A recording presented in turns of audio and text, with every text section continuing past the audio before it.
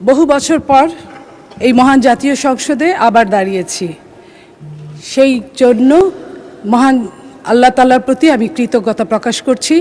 আপনার মাধ্যমে বাংলাদেশের অবিসংবাদিত নেতা, বাংলাদেশ জাতীয়তাবাদী দলের আমাদের প্রাণপুরুষ, বাংলাদেশের মাননীয় প্রধানমন্ত্রী জনাব তারেক রহমানের প্রতি কৃতজ্ঞতা জানাচ্ছি। মাননীয় স্পিকার, আমি কার্যপ্রণালী বিধির ৭১ অনুসারে জাতীয় জরুরি জনগুরুত্বপূর্ণ সম্পন্ন বিষয় সম্পর্কে মাননীয় স্থানীয় সরকার পল্লী উন্নয়ন মন্ত্রী মহোদয়ের মনোযোগ আকর্ষণ করছি। আমার নোটিশের উত্থাপনীয় বিষয় হচ্ছে রাজধানী ঢাকার ২ সিটি সহ দেশের সকল বিভাগীয় ও জেলা শহরের খেলার মাঠ ও পার্ক উদ্ধার এবং মাদকসেবীদের কবল থেকে মুক্ত প্রসঙ্গে। রাজধানী ঢাকা সহ সকল শহরের পার্ক ও খেলার মাঠগুলো একসময় ছিল শিশু কিশোরের দৌড়ঝাঁপ, খেলাধুলা আর বয়স্কদের বিকেলে অবসরের জায়গা। এখানে মাদকের কারবার, হকারের উৎপাত আর বখাটের আড্ডা এখন চলছে। কোথাও দখল, আবার কোথাও শিশু পার্কের নামে বাণিজ্যিক ব্যবহার হারিয়েছে তার সৌন্দর্য। ফলে ইট পাথরের নগরে মোবাইল পর্দায় আশ্রয় খুঁজে নিতে চায় সমাজের সকল শ্রেণীর মানুষ। পার্ক ও খেলার মাঠগুলো সাধারণ ব্যবহারকারীদের জন্য কোনোভাবেই নিরাপদ নয়। এগুলোকে মাদকসেবীদের হাত থেকে মুক্ত করতে সিটি কর্পোরেশন ও সকল শহর কর্তৃপক্ষ জরুরি ভিত্তিতে প্রয়োজনীয় পদক্ষেপ গ্রহণ করা অত্যন্ত জরুরি। দীর্ঘদিন যাবৎ সরকার ক্ষমতায় থেকে খেলার মাঠ ও পার্কগুলো নিজেদের সম্পদ ভেবে ভাড়া খেয়েছে। মাননীয় স্পিকার, খেলার মাঠ পার্কের বড় অংশই জনসাধারণের হাতছাড়া হয়ে যাচ্ছে। কোথাও কোথাও মাঠ আছে, ব্যবহার করা যাচ্ছে না। কোথাও পার্ক আছে, তা মাদকসেবী ও বখাটেদের নিয়ন্ত্রণে রয়েছে। এক সময় বিকালের মাঠ ছিল শহরের শৈশবের অবিচ্ছেদ্য অংশ। ক্রিকেট, ফুটবল, ব্যাডমিন্টন কিংবা বন্ধুদের সঙ্গে আড্ডা সময় কাটত শিশুদের সময়। মাননীয় স্পিকার, খেলার মাঠ ও পার্কে শুধু বিনোদনের জায়গা নয়, বরং নগরের ফুসফুস ও গুরুত্বপূর্ণ স্বাস্থ্য অবকাঠামো হিসেবে বিবেচনা করা যায়।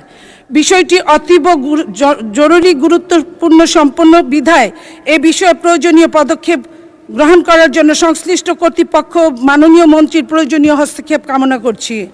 মাননীয় স্পিকার, ঢাকা শহরের খেলার মাঠ অনেকটা কাজীর গরু, খাতায় আছে গোয়ালে নাই। ডয়েচে ভেলে রিপোর্ট অনুযায়ী ঢাকা সিটির 2টা সিটি কর্পোরেশনে 129টি ওয়ার্ডের মধ্যে মাত্র 235টি খেলার মাঠ রয়েছে। ওয়ার্ড প্রতি 2টারও কম, প্রতি ওয়ার্ডে 2টা খেলার মাঠেরও কম রয়েছে। সেই মাঠগুলো বাস্তব চিত্র আরও ভয়াবহ। এদের মধ্যে মাত্র 42টা জনগণ কোনো মতে ব্যবহার করতে পারে, অর্থাৎ তার শতাংশ হচ্ছে মাত্র 18%। বিভিন্ন প্রতিষ্ঠানের দখলে আছে 60%, আর সরকারের দখলে আছে 7%। সূত্র হচ্ছে ডয়েচে ভেলে। মাননীয় স্পিকার, দখলকৃত মাঠে নানা স্থাপনা, ক্লাব, মার্কেট, এমনকি হাটবাজার পর্যন্ত গড়ে উঠেছে। মাননীয় স্পিকার, রক্ষক যখন ভক্ষক হয়ে যায়, তখন বিচারের বাণী নিভৃতে কাঁদে। ধূপ খোলা মাঠটিতে সিটি কর্পোরেশন তাদের নিজের খেলা বন্ধ করে দিয়ে মার্কেট গড়ে তুলেছে। ধূপ খোলা মাঠটিতে, শ্যামলী মাঠটিতে বসেছে কাঁচা বাজার, মিরপুরে পাইকারি পণ্যের আড়ত সহ অনেক মাঠগুলো এরকম সাপ্তাহিক বাজার অথবা প্রতিদিনকার বাজার রয়েছে। আজকের পত্রিকা 5/11/2024 ঢাকা শহরের বিভিন্ন খেলার মাঠে পানির পাম্প বসানোয় মাঠগুলো সংকুচিত হয়ে পড়েছে। এই জন্য আপনার মাধ্যমে মাননীয় স্থানীয় সরকার মন্ত্রীর আবারও দৃষ্টি আকর্ষণ করছি। দেশের বিভিন্ন জায়গায় খেলার মাঠ দখল করে মেলা, গরুর হাটও বসানো হয়েছে। ইনকিলাব বলেছে 1/3/2025 ঢাকার 126টি মাঠ হারিয়ে গেছে।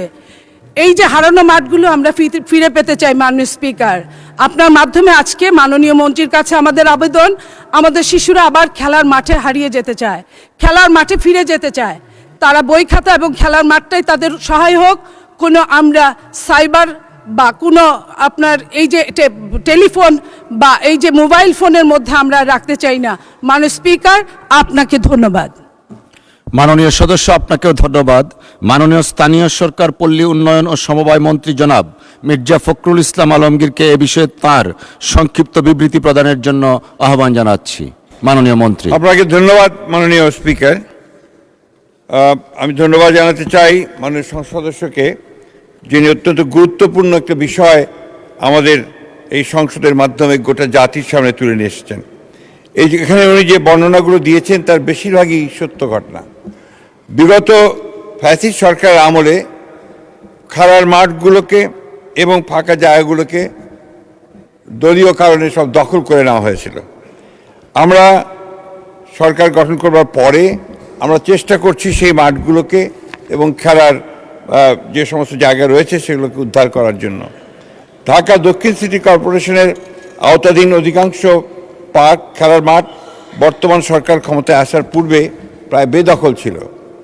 বর্তমান সরকার ক্ষমতায় আসার পর সিটি কর্পোরেশনের তত্ত্বাবধানে পরিচালিত পার্ক বা খেলার মাঠ নিজেদের দখলে নিয়ে বিভিন্ন উন্নয়নমূলক কার্যক্রম শুরু করা হয়েছে ইতিমধ্যে।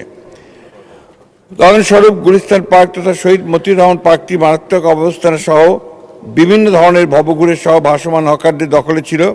বর্তমানে ভবঘুরে ভাসমান হকার মুক্ত পরিষ্কার পরিচ্ছন্ন একটি আদর্শ পার্কে পরিণত করা হয়েছে। ঢাকা দক্ষিণ সিটি কর্পোরেশন অধিক্ষেত্রে সিটি কর্পোরেশন ও অন্যান্য সংস্থার মালিকানাধীন 256টি পার্ক খেলার মাঠ রয়েছে। এগুলোকে উদ্ধার করা এবং পর্যায়ক্রমে সেগুলোকে খেলার উপযোগী করে তোলার চেষ্টা চালানো হচ্ছে এবং তার আপনার কার্যক্রম গ্রহণ করা হয়েছে। উল্লেখ্য যে বর্তমান সরকার ক্ষমতা গ্রহণের পরতে দেশের খেলাধুলার মান ব্যাপকভাবে বৃদ্ধি পেয়েছে। একই সাথে শিশুরা খেলার মাঠে খেলাধুলা করতে পারছে। আপনি নিশ্চয়ই ইতিমধ্যে অবগত হয়েছেন যে প্রাইমারি স্কুলের আপনার এটা সারা দেশ জুড়েই primary school inter school competition করে ফুটবল ইতিমধ্যে আপনার অত্যন্ত জনপ্রিয়তা লাভ করেছে। আমাদের মাননীয় প্রধানমন্ত্রীর নির্দেশে এই খেলাধুলাগুলোকে আপনার এখন অনেক বেশি করে চর্চা করা হচ্ছে এবং সেগুলো মাঠ পর্যায়ে নিয়ে যাওয়া হয়েছে।